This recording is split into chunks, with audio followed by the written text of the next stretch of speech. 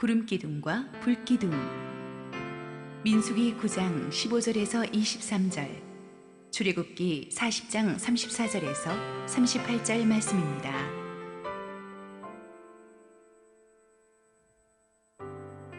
성막을 세운 날에 구름이 성막, 곧 증거의 성막을 덮었고, 저녁이 되면 성막 위에 불 모양 같은 것이 나타나서 아침까지 이르렀으되, 항상 그러하여 낮에는 구름이 그것을 덮었고 밤이면 불 모양이 있었는데, 구름이 성막에서 떠오르는 때에는 이스라엘 자손이 곧 행진하였고, 구름이 머무는 곳에 이스라엘 자손이 진을 쳤으니, 이스라엘 자손이 여호와의 명령을 따라 행진하였고 여호와의 명령을 따라 진을 쳤으며, 구름이 성막 위에 머무는 동안에는 그들이 진영에 머물렀고, 구름이 성막 위에 머무는 날이 오를 때에는 이스라엘 자손이 여호와의 명령을 지켜 행진하지 아니하였으며, 혹시 구름이 성막 위에 머무는 날이 적을 때에도 그들이 다만 여호와의 명령을 따라 진영에 머물고 여호와의 명령을 따라 행진하였으며, 혹시 구름이 저녁부터 아침까지 있다가 아침에 그 구름이 떠오를 때에는 그들이 행진하였고, 구름이 밤낮 있다가 떠오르면 곧 행진하였으며, 이틀이든지 한 달이든지 1년이든지 구름이 성막 위에 머물러 있을 동안에는 이스라엘 자손이 진영에 머물고 행진하지 아니하다가 떠오르면 행진하였으니, 곧 그들이 여호와의 명령을 따라 진을 치며 여호와의 명령을 따라 행진하고, 또 모세를 통하여 이르신 여호와의 명령을 따라 여호와의 직임을 지켰더라. 구름이 회막에 덮이고 여호와의 영광이 성막에 충만하매, 모세가 회막에 들어갈 수 없었으니 이는 구름이 회막 위에 덮이고 여호와의 영광이 성막에 충만함이었으며, 구름이 성막 위에서 떠오를 때에는 이스라엘 자손이 그 모든 행진하는 길에 앞으로 나아갔고, 구름이 떠오르지 않을 때에는 떠오르는 날까지 나아가지 아니하였으며, 낮에는 여호와의 구름이 성막 위에 있고 밤에는 불이 그 구름 가운데 있음을 이스라엘의 온 족속이 그 모든 행진하는 길에서 그들의 눈으로 보았더라. 할렐루야. 우리 하나님께 감사와 영광의 박수 올려드리겠습니다. 축복된 주일, 교회 오신 여러분 모두에게 하나님의 은혜가 충만하기를 원합니다. 흔히들 세상 사는 것이 막막한 광야를 걸어가는 것 같다고들 합니다. 광야에는 방향을 찾기가 어렵고 어떤 위험이 도사리고 있는지 알 수가 없어서 두렵습니다. 갈 길은 먼데 주변에 아무도 도와줄 사람이 없는 것 같은 외로움까지 겹칩니다. 그런데 하나님의 사람들은 결코 무방비 상태로 우리를 광야에 방치해 놓지 않으십니다. 믿음의 눈을 뜨고 보면 24시간 우리와 동행하시고 우리의 길을 앞서가시는 하나님의 임재를 볼 수가 있습니다. 시내산을 떠나 본격적인 광야 행군에 들어가려는 이스라엘 백성들에게 하나님의 구름기둥, 불기둥이 나타나십니다. 이것은 오늘도 광야 같은 인생을 살아가야 되는 우리에게 얼마나 큰 격려와 은혜의 메시지가 되는 줄 모릅니다. 민수기 9장 15절 오늘의 본문 첫 절을 읽겠습니다. 성막을 세운 날에 구름이 성막 곧 증거의 성막을 덮었고 저녁이 되면 성막 위에 불 모양 같은 것이 나타나서 아침까지 이르렀으되. 그러니까 구름은 구름인데 거기에 밤에는 불의 모양을 한 구름이었어요. 그래서 낮에는 구름기둥, 밤에는 불기둥이라고 부르는 것인데 실은 똑같은 거예요. 애굽을 탈출하던 직후부터 이스라엘 백성들에게는 하나님의 임재가 이 구름기둥, 불기둥으로 내려왔습니다. 출애굽기 13장 21절 22절 여호와께서 그들 앞에서 가시며 낮에는 구름기둥으로 그들의 길을 인도하시고 밤에는 불기둥을 그들에게 비추사 낮이나 밤이나 진행하게 하시니 낮에는 구름기둥 밤에는 불기둥이 백성 앞에서 떠나지 아니하니라. 이 구름기둥 불기둥이 기억하시겠지만은 홍해바다를 건널 때 이스라엘 백성들 뒤에서 애굽 전차대의 추격을 막았죠. 홍해를 건너고 나서는 이제 구름기둥 불기둥이 이스라엘 사람들 앞에 와서 그들의 앞길을 인도합니다. 인도할 뿐만 아니라 그들을 광야길 여정에서 지켜줬어요. 요즘 우리나라 같은 태양볕에서도 직사광선에서 여러분이 몇 시간 동안 그대로 서 있으면은 굉장히 몸에 치명적입니다. 그런데 그 중동의 그 자결하는 태양 밑에서 200만이 그대로 노출돼 있으면 죽습니다. 그래서 어떻게 합니까? 하나님의 구름 기둥이 거대한 차양막이 되어서 직사광선을 막아준 거예요. 그래서 낮에 그들이 쓰러져 죽지 않은 것입니다. 밤에는 또 광야는 얼음처럼 춥습니다. 그때는 또 불기둥이 거대한 자연 난방장치가 돼가지고 그들이 얼어 죽지 않도록 지켜준 거예요. 그래서 이 구름 기둥, 불 기둥은 그들을 인도하는 인도자의 역할을 하면서 동시에 그들을 죽지 않게 지켜주는 보호막이 되어 주었던 것입니다. 이 구름 기둥, 불 기둥, 이 하나님의 구름은 보통 구름이 아닙니다. 영적인 의미가 있어요. 이 하나님의 구름은 하나님과 사람의 특별한 만남의 공간이에요. 출애굽기 19장 9절 말씀, 여호와께서 모세에게 이르시되 내가 빽빽한 구름 가운데서 네게 임함은 내가 너와 말하는 것을 백성들이 듣게 하며 또한 너를 영영히 믿게 하려 함이니라.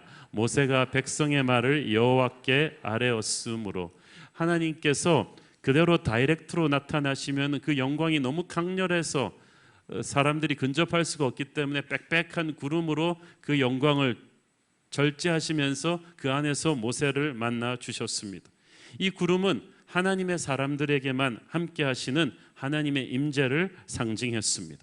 출애굽기 24장 15절 18절, 모세가 산에 오르매 구름이 산을 가리며 여호와의 영광이 시내산 위에 머무르고 구름이 엿새 동안 산을 가리더니 일곱째 날에 여호와께서 구름 가운데서 모세를 부르시니라.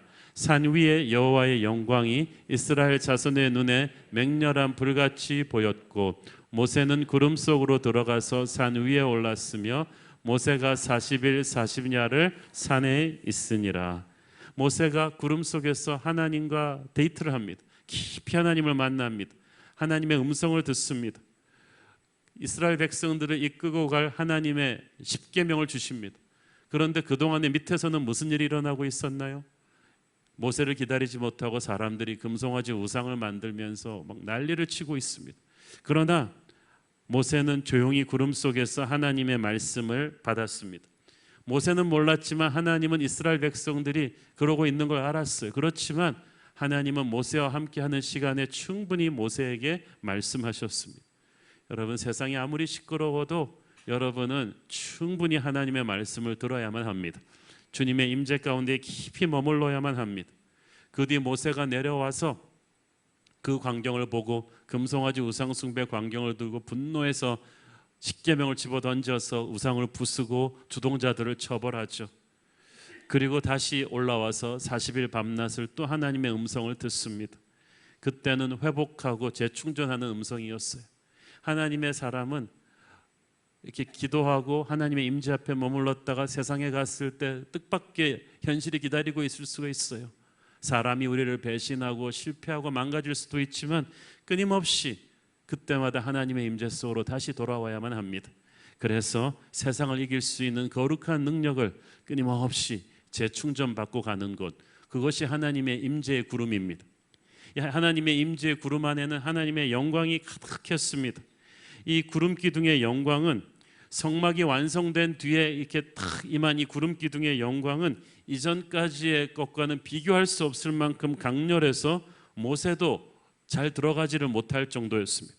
출애굽기 40장 오늘의 본문이죠. 34절 35절, 구름이 회막에 덮이고 여호와의 영광이 성막에 충만하매 모세가 회막에 들어갈 수 없었으니 이는 구름이 회막 위에 덮이고 여호와의 영광이 성막에 충만함이었으며, 하나님의 사람 모세도 못 들어갈 정도로 범접할 수 없는 하나님의 영광의 극치의 구름이 그 안에 있었어요. 훗날 솔로몬의 성전을 봉헌할 때도 똑같은 현상이 발생합니다. 하나님의 사람들이 그 안에 들어가지 못할 정도로 강렬했어요. 열왕기상 8장 10절 11절, 제사장이 성소에서 나올 때 구름이 여호와의 성전에 가득하매 제사장이 그 구름으로 말미암아 능히 서서 섬기지 못하였으니 이는 여호와의 영광이 여호와의 성전에 가득함이었더라. 이 하나님의 영광이 극치에 달하니까 하나님의 일을 하는 지도자들도 제사장들도 그 안에 막 들어가지를 못했어요. 교회는, 예배는 인간이 턱 숨이 막혀서 가까이 가지 못하는 이런 거룩이 있어야 됩니다. 그런 하나님의 아름다움이 가득해야만 합니다. 교회가 시끄럽고 말이 많다, 이건 아직도 옛 자아가 너무나 사른 사람들이 설친다는 증거죠. 하나님의 영광 앞에 압도되는 그런 경건함이, 그런 강렬한 영광의 임재가 우리 예배 가운데 있기를 바랍니다. 그런데 그 제사장도 들어가지 못했던 하늘의 영광 속으로 들어가신 분이 딱 한 분이 있습니다. 예수 그리스도이십니다. 히브리서 9장 24절, 그리스도께서는 참것의 그림자인 손으로 만든 성소에 들어가지 아니하시고 바로 그 하늘에 들어가사 이제 우리를 위하여 하나님 앞에 나타나시고, 모세도 감히 들어가지 못했던 그 영광의 구름의 임재 속으로, 하나님의 영광 속으로 바로 들어갈 수 있는 분은 유일하게 예수 그리스도이셨습니다. 그래서 이 구름이 성막을 덮는다고 할 때 이 덮는다는 말이 히브리어가 쉐카이나인데 하나님이 함께 하신다는 뜻이에요. 그들 위에 내려와서 하나님의 영광이 머물렀을 때 그것을 쉐카이나, 하나님이 함께 하신다고 합니다. 이는 바로 우리와 함께 하셨던 예수 그리스도를 상징하는 거예요. 그래서 지금 출애굽한 이스라엘 백성들을 이끌고 있는, 그들 위에 머물러 있는, 그들과 함께 있는 여호와의 영광의 구름은 바로 예수 그리스도 그 자신인 것입니다. 성막을 세운 날에 이 구름이 성막을 덮었다는 사실을 주목하십시오. 하나님의 구름이 그 성막 위에 가득했다는 것은 하나님이 그들과 함께 있기를 기뻐하신다는 뜻입니다. 아무리 정성을 들여 성막을 만들어도 그곳에 하나님의 임재가 없다면 그것은 아무 의미가 없습니다. 성막을 진정한 성막되게 하는 것은 하나님의 영광의 임재입니다. 교회를 교회되게 하는 것은 하나님의 임재입니다. 이 건물은 어저께까지만 해도 예배드리던 곳이 아니었는데 오늘 하나님의 영광이 임재합니다. 그러니까 이곳은 거룩한 곳이 되는 거예요. 이 성막을 덮었던 이 구름은 하나님의 임재를 보여주는데, 이 임재를 구름인데 불이 또 거기에 있었어요. 하나님께서는 우리가 눈으로 듣고, 눈으로 보고 귀로 듣기를 원하셨어요. 하나님의 임재를. 자, 낮에는 구름이 잘 보여요. 그러나 불은 햇볕에 가려서 잘 보이질 않아요. 밤에는 구름이 안 보이고 대신 불이 보입니다. 그래서 이 구름 기둥, 불 기둥은 낮이든 밤이든 우리가 변함없이 하나님의 임재를 보고 안심할 수 있게 하려는 하나님의 배려입니다. 하나님이 항상 우리를 인도하시는구나, 떠나지 않으시는구나, 이것을 사람들이 보고 확인하라는 것입니다. 우리는 항상 믿음의 눈을 뜨고 낮이나 밤이나 우리를 이끌고 계시는, 졸지도 않으시고 주무시지도 아니하시는 하나님을 봐야만 합니다. 16절에 보니까 항상 그러하여, That is how we continue to be. 하나님은 항상 우리와 함께 하십니다. 사람은 떠날 수 있어요. 사람은 우리가 실수하면 떠날 수도 있습니다. 그러나 하나님은 떠나지 않으십니다. 사람은 변합니다. 그러나 하나님은 변하지 않으십니다. 40년 동안 이스라엘 사람들이 참 하나님 마음에 못을 박는 상처를 많이 드렸고 실패도 많이 했지만 그것 때문에 하나님이 화나셔서 떠나신 적은 없어요. 하나님은 항상 변함없이 우리를 지키십니다. 우리를 떠나지 않으십니다. 버리지 않으십니다. 그 하나님을 믿으십시오. 자, 오늘 본문에서 중요하게 강조되는 것은 이 구름이 그들 위에 머물러 있는 시간이 많았다는 거예요. 18절을 보십시오.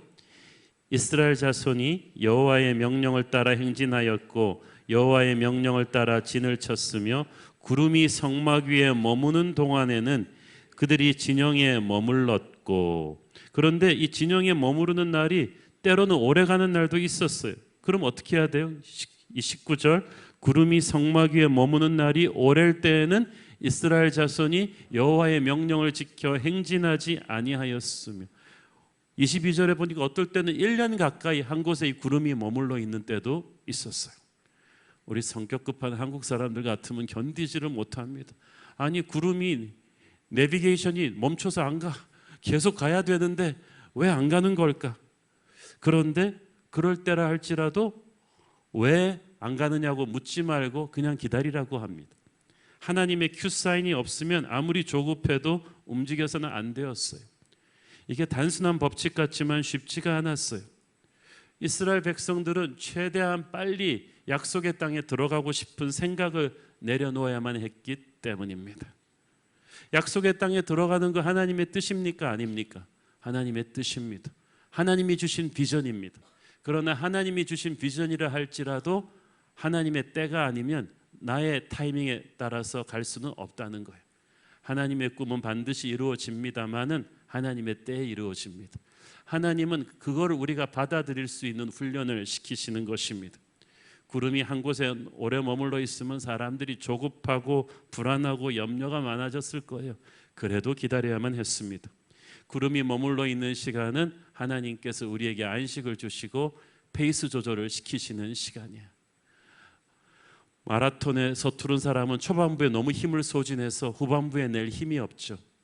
초반부에 그냥 흥분한 마음으로 빨리 약속의 땅에 가고 싶다. 그래가지고는 이 장기적인 레이스를 감당하지 못해요. 하나님이 그래서 이 구름을 통해서 이스라엘 사람들의 스피드를 조절하십니다. 하나님께서 우리의 인생의 템포도 조절하시는 줄을 믿습니다. 아무리 하나님의 뜻이라 해도 성급하게 서둘러서는 안 됩니다. 하나님의 뜻에 하나님의 리듬에 나를 맞출 수 있는 훈련을 하는 것, 그것이 구름이 머무는 시간의 첫 번째 의미입니다. 구름이 머무는 시간의 두 번째 의미는 그 시간은 성령이 나를 채우는 시간입니다. 성막위에 임한 구름은 우리와 항상 함께 하시는 하나님의 성령입니다. 하나님의 구름 기둥이 머물렀다는 것은 하나님의 성령이 그곳에 빽빽하게 머물렀다는 거예요. 하나님의 성령은 어떤 특정 공간에 특정한 때에 특정한 하나님의 백성들 위해 머무르시는 때가 있습니다. 그리고 그때는 엄청난 영적인 기적이, 영적인 대역사가 이루어질 때입니다. 마가의 다락방에 120 성도 위에 하나님의 성령이 오순절 불같은 성령이 머물렀을 때 그들은 사도행전의 거대한 세계 복음화로 나가는 일꾼이 되었습니다. 오늘 이 시간 위에 하나님의 성령이 여러분 위에 머물러 있음을 믿습니다. 이 하나님의 구름의 임재 가운데서 이 예배의 시간에 하나님의 성령이 우리를 채우고 있습니다. 하나님의 성령이 임하실 때는 새로운 생명이 들어오는 때입니다. 하나님께서 사람을 만드시고 코에 생기를, 성령을 불어넣으시니까 사람이 살아서 뛰기 시작합니다. 성령이 임하실 때 우리의 죽었던 영혼이 다시 살아나는 줄을 믿습니다. 시편 104편 30절, 주의 영을 보내어 그들을 창조하사 지면을 새롭게 하시나이다. 지면이, 우리의 땅이 성령이 들어오면 새롭게 된다는 거예요. 우리 여러분의 죽어있는 사업터가, 죽어있는 육체가, 죽어있던 관계가 성령의 생기가 들어오면 다시 살아나게 될 것입니다. 구름이 머물러 있는 시간은 하나님의 생기가, 성령께서 우리를 다시 살리는 시간인 줄로 믿습니다. 성령 충만의 시간이요, 성령 세례의 시간이며 성령의 기름 부으심의 시간입니다. 세 번째로 구름이 머물러 있는 시간은 하나님이 나를 품으시고 만져주시는 시간입니다. 성경에 보면 하나님께서 우리를 품으신다는 말이 자주 나옵니다. 창세기 1장 2절을 보십시오. 땅이 혼돈하고 공허하며 흑암이 깊음 위에 있고 하나님의 영은 수면 위에 운행하시느니라. 하나님의 영, 성령께서 수면 위에 운행했다고 돼 있는데 이 원어적인 의미로 보면은 독수리의 날개로 품는 것 같은 걸 말합니다. 흑암과 혼돈에 가득 찬 세상을 하나님의 성령의 날개로 품으니까 이 아름다운 질서 있는 세상이 태어납니다. 신명기 32장 10절 12절 보십시오. 여호와께서 그를 황무지에서 짐승이 부르짖는 광야에서 만나시고 호위하시며 보호하시며 자기의 눈동자같이 지키셨도다. 마치 독수리가 자기의 보금자리를 어지럽게 하며 자기의 새끼 위에 너풀거리며 그의 날개를 펴서 새끼를 받으며 그의 날개 위에 그것을 엎는 것 같이 여호와께서 홀로 그를 인도하셨고 그와 함께한 다른 신이 없었더라. 여기서 나오는 모습도 똑같아요. 하나님이 독수리의 날개로 그 새끼를 품고 날개 위에 얹어서 데려가는 것처럼 하나님께서 광야길에 지친 하나님의 백성들을 품어서 다시 살려주시는 거예요. 세상에서 놀다가 지친 아들이 울면서 집으로 와도, 친구들과 얻어맞고 와도, 배고파서 와도 엄마 품에 안겨오면 모든 것이 해결이 됩니다. 엄마가 안고 토닥거려주고 밥 먹여주고 싸매어주면 그 아들은 다시 힘을 얻고 나가듯이 광야의 구름은 어머니와 같은 하늘아버지의 날개품으로 우리를 품으시는 때인 줄을 믿습니다. 우리가 아무리 세상이 사납게 우리를 괴롭혀도 그 하나님의 날개품에 들어가 있으면 우리는 다시 살아나게 되는 것입니다. 하나님의 구름 위에 머물러 있는 시간은 하나님께서 우리에게 축복과 능력의 말씀을 주시는 시간입니다.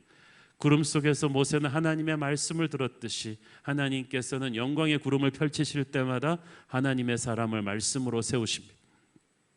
예수님께서 공생애를 시작하실 때 하늘문이 열리고 그 영광의 구름 속에서 하늘아버지의 음성을 듣습니다.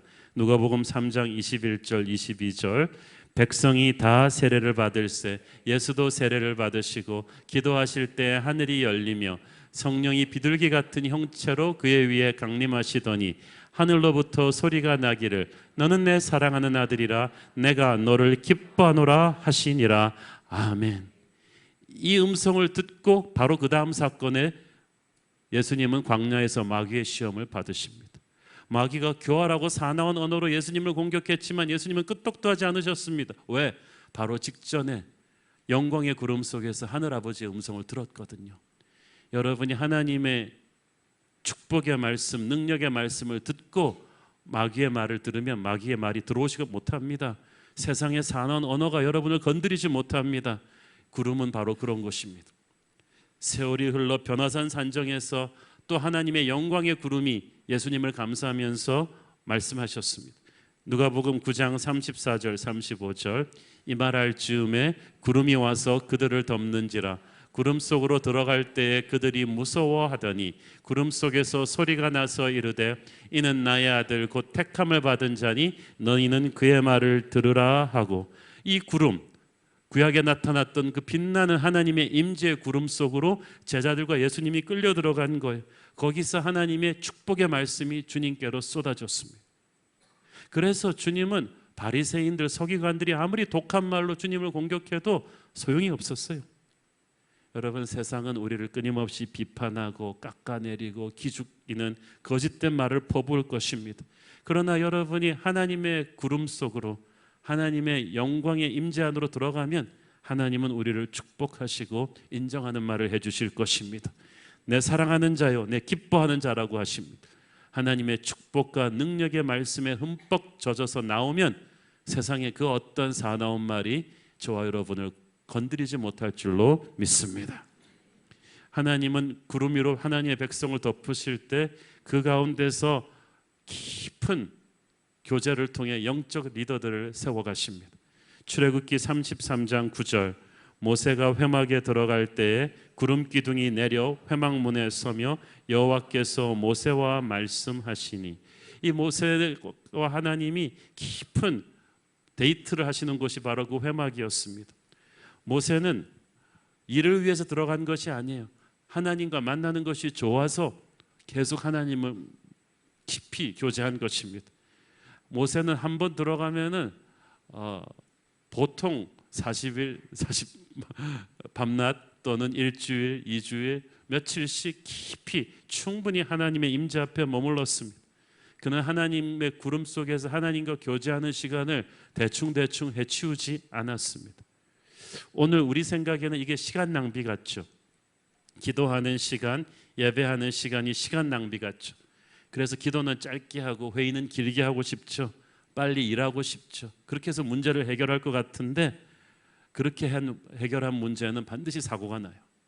그러나 하나님의 임재 앞에 충분히 머무르며 영적으로 충분히 채워지는 시간을 가지고 움직이면 하나님께서 우리가 설칠 때보다 훨씬 빠르고 훨씬 놀랍고 훨씬 강하게 역사하실 줄로 믿습니다. 소양강 댐을 만들고 3년 동안을 방류하지 않았습니다. 충분히 채워지기까지 기다린 거죠. 하나님의 사람은 반드시 하나님의 이 영광의 구름의 임재 가운데 깊이 채우시고 움직이게 하십니다. 이런 깊은 영적인 교제가 모세로부터 다시 후계자 여호수아에게로 이어진 거예요. 출애굽기 33장 11절 사람이 자기의 친구와 이야기함 같이 여호와께서는 모세와 대면하여 말씀하시며 모세는 집으로 돌아오나 눈의 아들 젊은 수종자 여호수아는 회막을 떠나지 아니하니라. 자, 모세의 어시스턴트였는데 여호수아가 자기 잡은 보스가 퇴근하면 같이 퇴근하는데 모세는 갔는데 여호수아는 회막을 떠나지 않았어요. 그는 모세 하나님과 직접 만나고 교제하고 싶었던 거예요. 이것이 여호수아의 위대한 점입니다. 이스라엘 사람들은 필요할 때만 하나님을 만났어요. 그러나 여호수아는 그렇지 않았어요.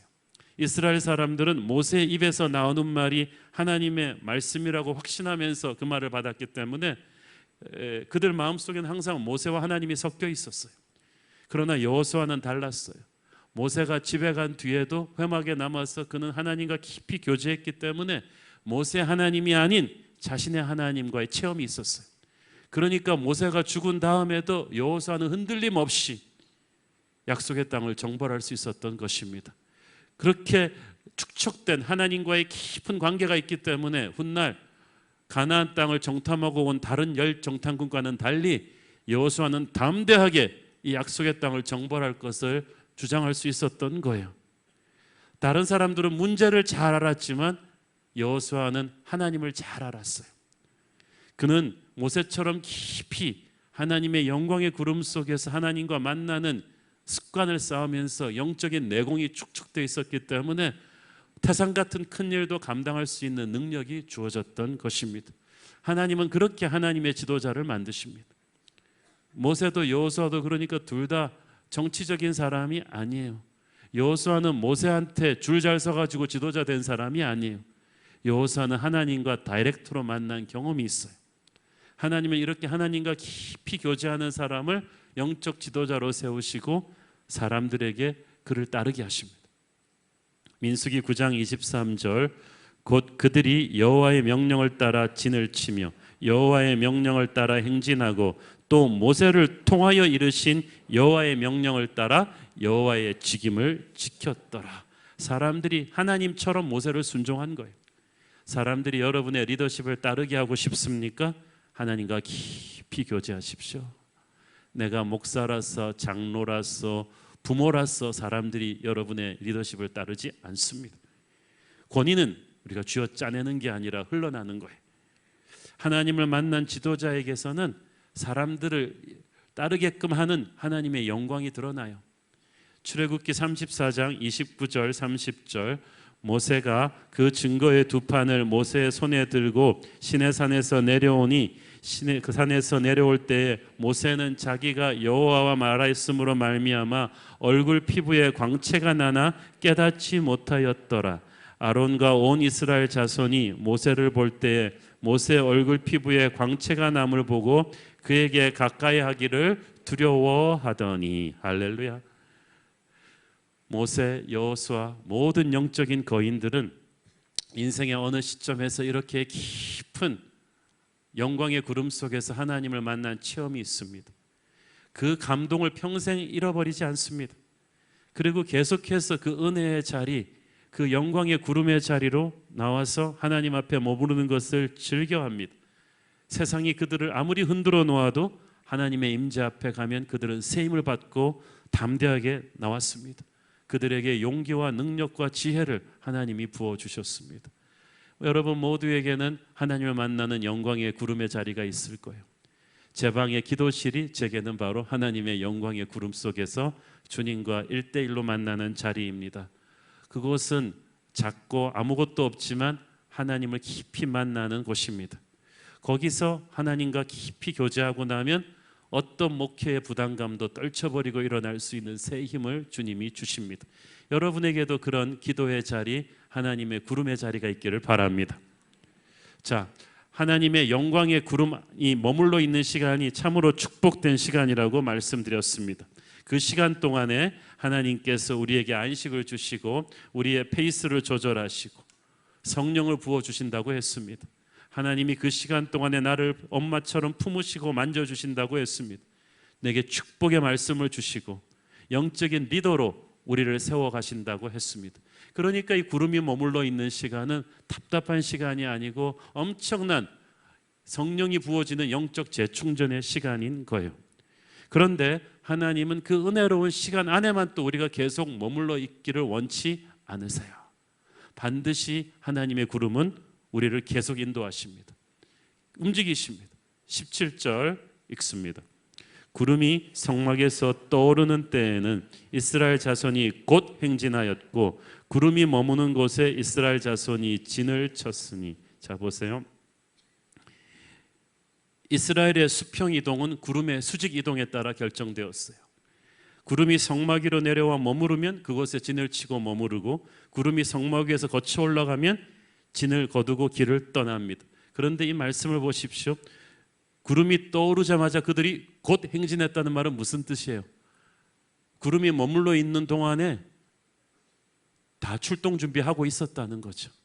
군대에서 비상대기할 때는 완전 무장 한 채로 군화 신은 채로 잠이 들잖아요.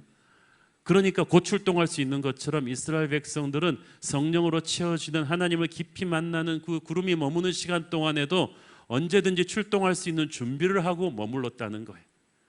여러분, 하나님이 우리를 머무르게 하시고 은혜 주실 때 그것은 군대로 말하면 재급유 받는 시간이지 완전히 군장 푸는 시간이 아닙니다.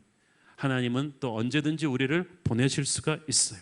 하나님이 움직이실 때는 곧 움직여야 돼요. 지체 없이 순종합니다. 어떤 때는 이 하나님의 인도하심이 정광석화처럼 빨랐습니다. 21절을 보세요. 혹시 구름이 저녁부터 아침까지 있다가 아침에 그 구름이 떠오를 때에는 그들이 행진하였고 구름이 밤낮 있다가 떠오르면 곧 행진하였으며. 또 곧 행진한다는 말이 나오죠. 생각해 보세요. 그토록 힘들게 와서 텐트를 쳤는데 이제 저녁 때 와서 텐트를 쳤으면은 200만이 텐트 치기 얼마나 힘들어요. 이게 뭐 며칠 몇 주일이라도 있다 가면 좋겠는데 갑자기 새벽에 나팔이 불더니 또 출동 준비. 분명히 1년씩 머무르는 때도 있었어요. 그때는 또 너무 안 가더니 이제는 또 하룻밤도 안 잤는데 바로 또 가라는 거예요. 하나님이 야속하게 느껴집니다. 아직 우리 피곤한데 지쳤는데 밥이나 좀 끓여 먹고 가게 하지 왜 이렇게 번갯불에 콩 구워 먹듯이 몰아붙이시나. 지난번에는 왜 이렇게 또 진드기같이 한 곳에 곧 있게 하시나. 그렇게 불평하던 사람들이 거꾸로 불평을 해요.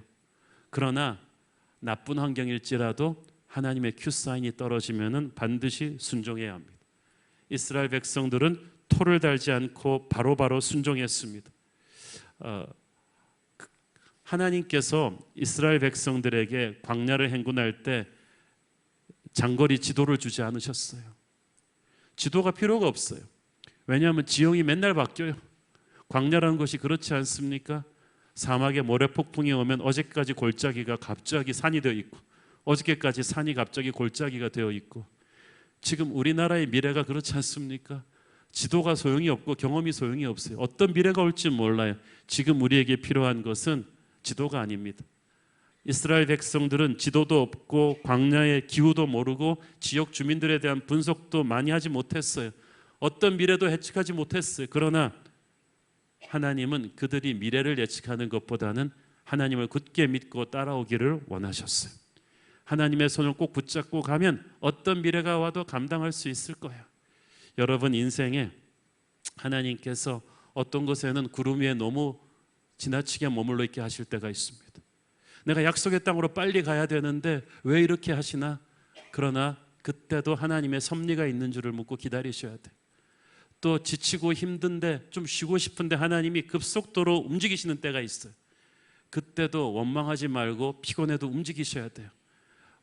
돌아보면 하나님의 머물게 하시고 움직이게 하시는 타이밍이 정확했다는 것을 알게 될 것입니다.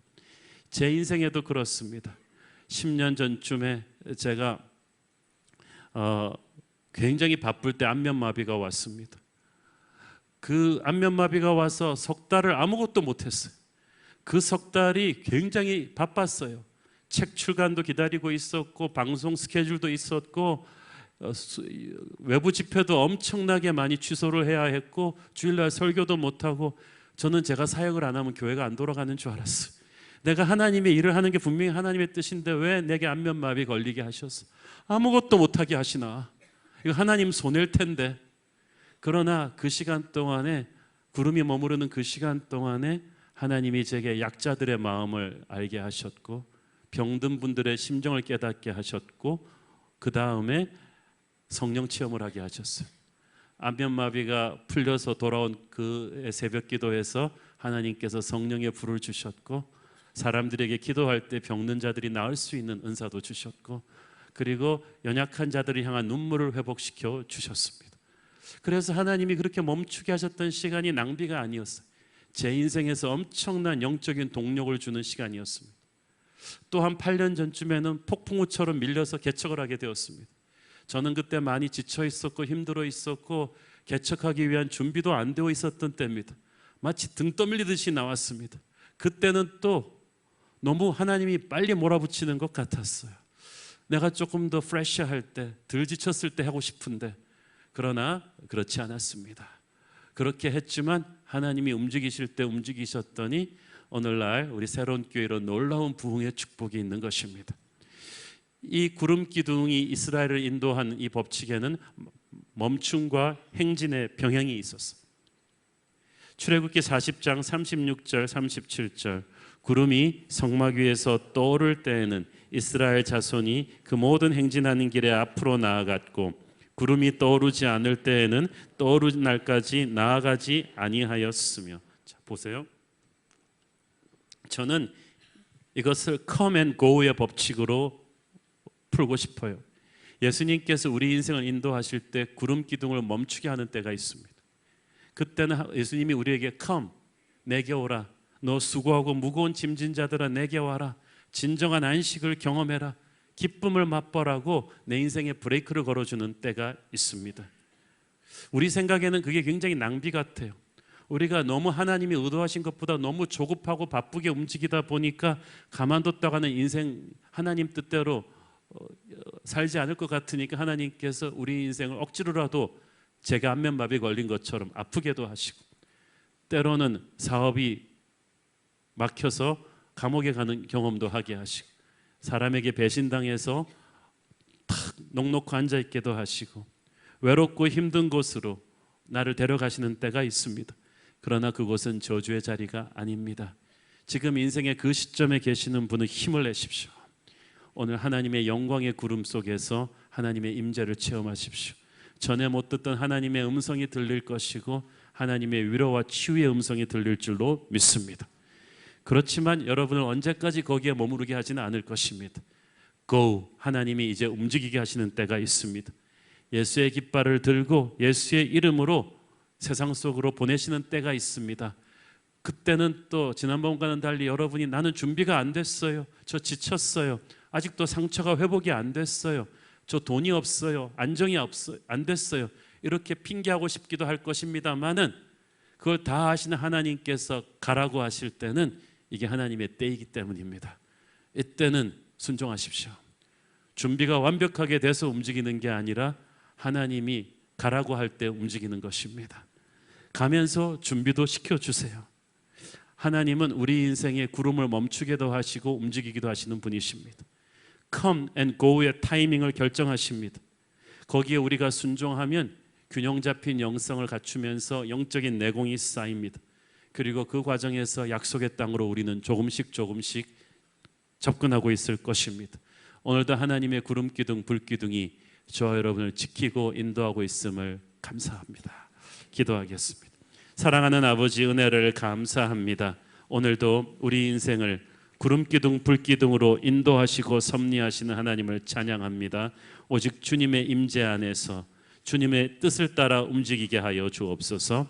예수님 이름으로 기도했습니다. 아멘.